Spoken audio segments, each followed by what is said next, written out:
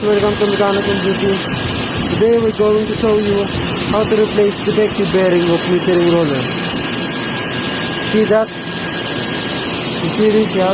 That the inner and the outer part of the bearing is the only left, and we're going to replace it. And this is the tools we're using to remove the defective bearing.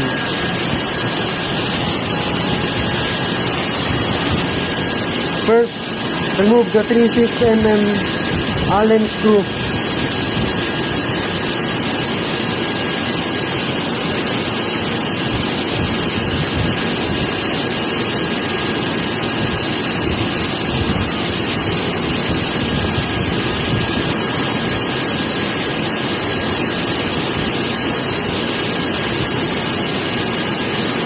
Then mount the puller to remove the gear.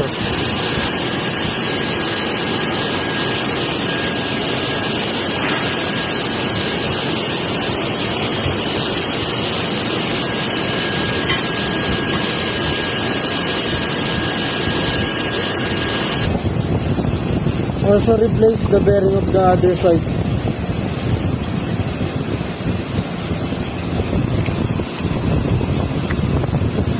And this is the defective bearing that we're going to replace.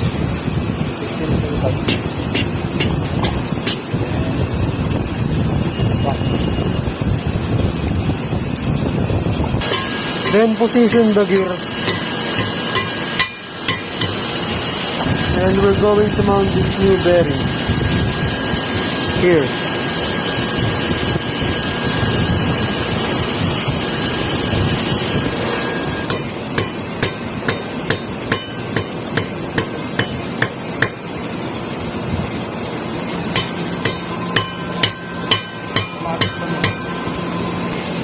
Then mount the 6 mm screw.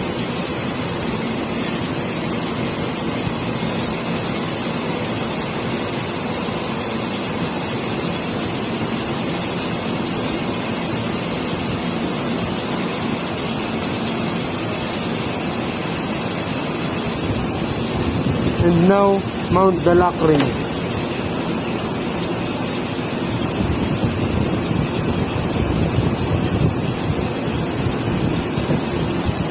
And now guys, see, it's okay now. It's rolling okay. And that's it for today guys. Thank you for watching.